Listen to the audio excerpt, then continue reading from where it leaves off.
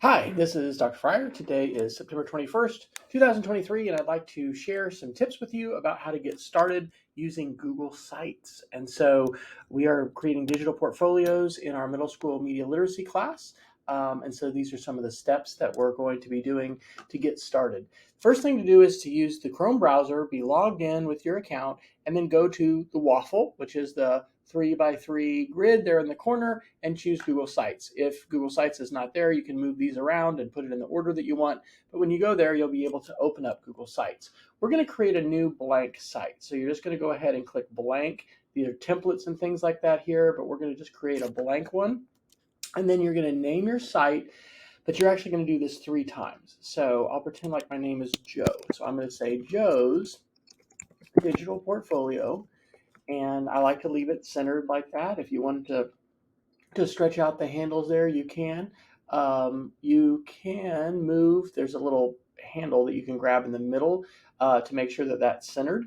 But what I like to do is go ahead and copy the name of that site, because in addition to the top of the page here, you need to click right here where it says enter site name. So if you copy it, you can paste it there. And then when you click on where it says untitled site, it'll just grab the title that you've already typed in. So you're going to need it all 3 places.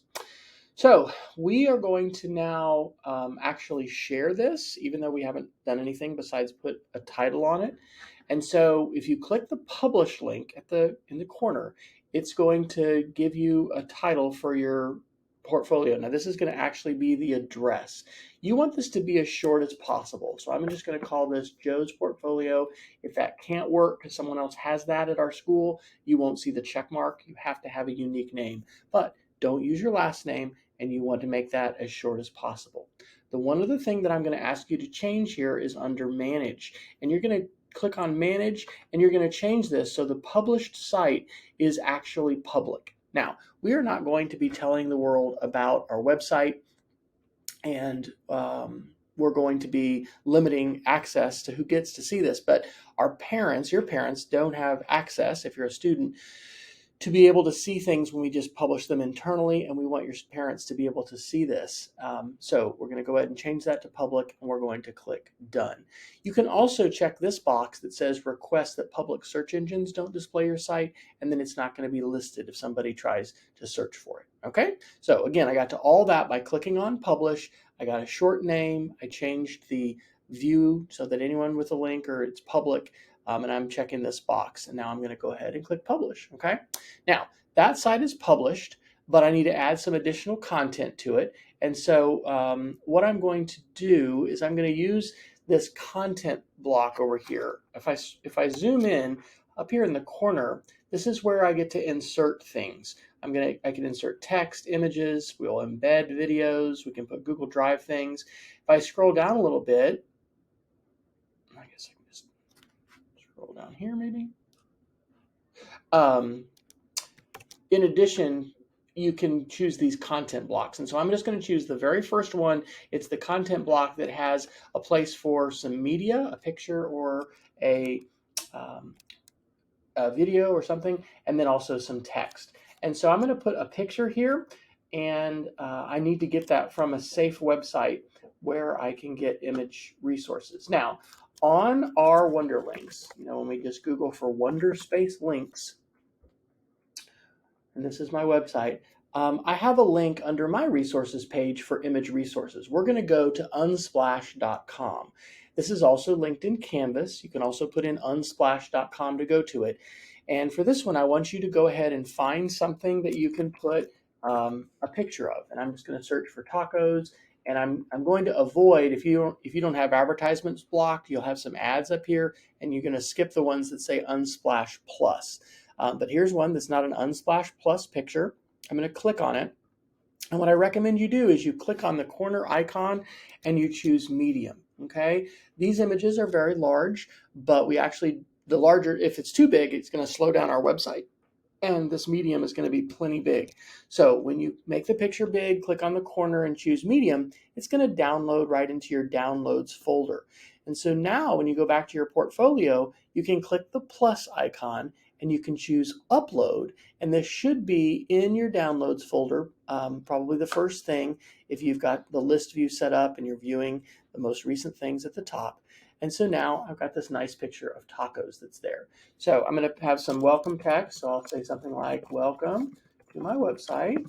And then I could write a sentence or two like, this is a website where I am sharing things I have created in our media literacy, which is also called computer applications. Okay, you don't have to do that exactly, but what you do is complete sentences, use capital letters, all of that stuff. So this page is now finished.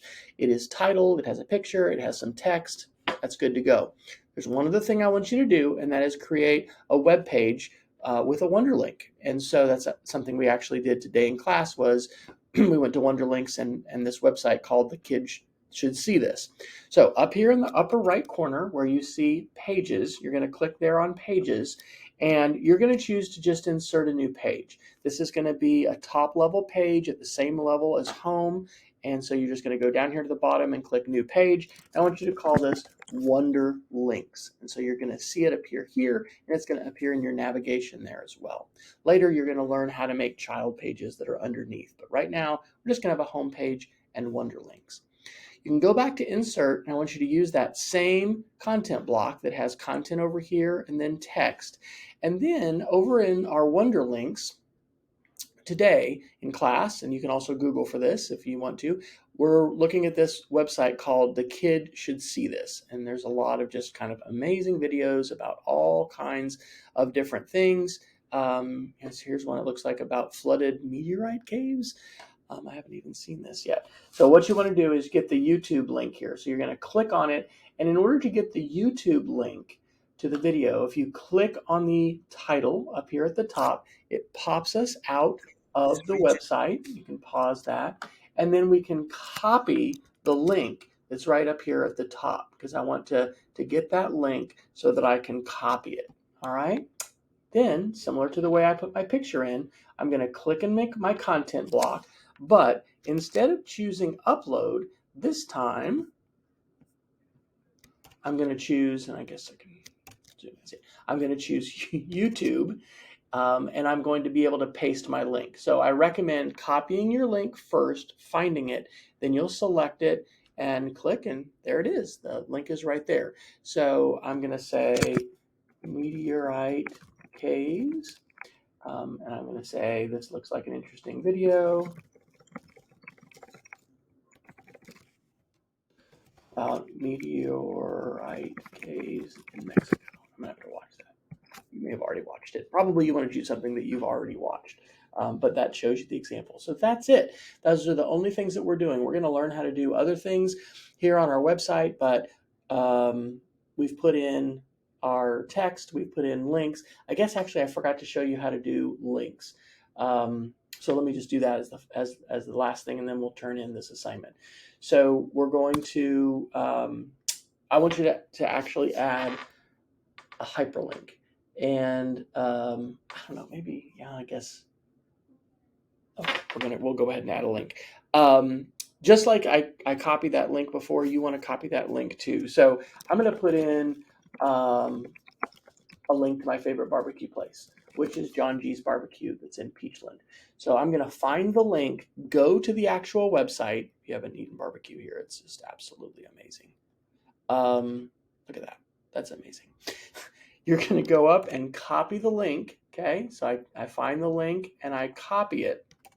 And then in the text that you have, you can write a sentence. I love to eat barbecue at John G's restaurant in Peachland, North Carolina.